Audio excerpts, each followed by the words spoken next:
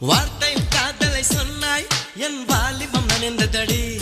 உன்னை கலந்த பின் நான் சென்று குளித்தால் கடல் குடிநீர் ஆகுமடி